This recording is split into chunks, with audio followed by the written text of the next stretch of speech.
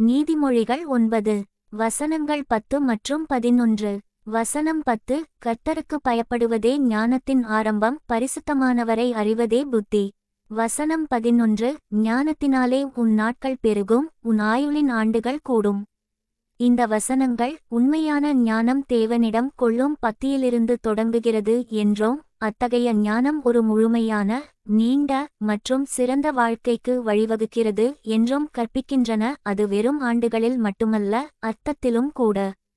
வசனம் 10. ஞானத்தின் ஆரம்பம். கதை 1. இருளில் விளக்கு.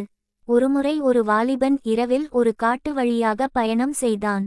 ஒரு விளக்கை எடுத்துச் செல்லும் எண்ணத்தைக் கண்டு அவன் சிரித்து, இந்த வழி எனக்கு நன்றாகத் தெரியும் என்றான்.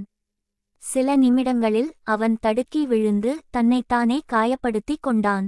அவனுக்கு பின்னால் வந்த ஒரு முதிய பயணி ஒரு சிறிய விளக்கை ஏற்றி பாதுகாப்பாக நடந்தார்.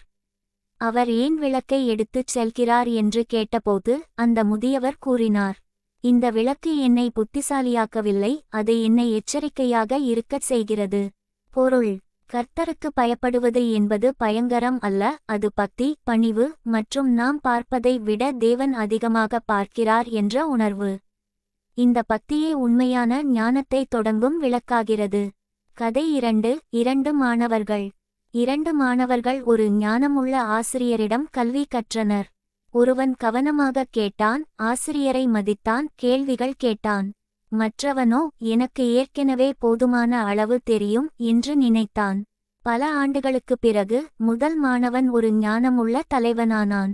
இரண்டாவது மாணவன் அதே தவறுகளை திரும்பத் திரும்பச் செய்து கொண்டிருந்தான்.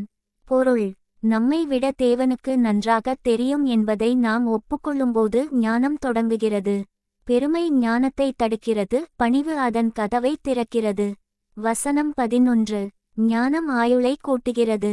கதை 3. கவனமுள்ள விவசாயி. 2 விவசாயிகளுக்கு ஒரே மாதிரியான நிலம் இருந்தது.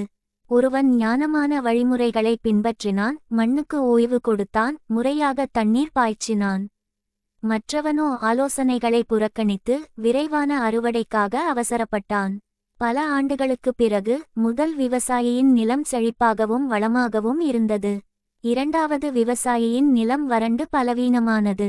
பொருள்: ஞானம் மாயாஜாலமாக ஆயுளை கூட்டுவதில்லை, மாறாக மன அழுத்தம், சண்டை மற்றும் தீங்குகள் மூலம் வாழ்க்கையை குறைக்கும் முட்டாள்தனமான தேர்வுகளிலிருந்து அது நம்மை காப்பாற்றுகிறது.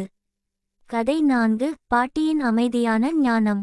ஒரு வயதான பாட்டி தனது 90 வயது வரை அமைதியாக வாழ்ந்தார். அவரிடம் அவருடைய இரகசியம் பற்றி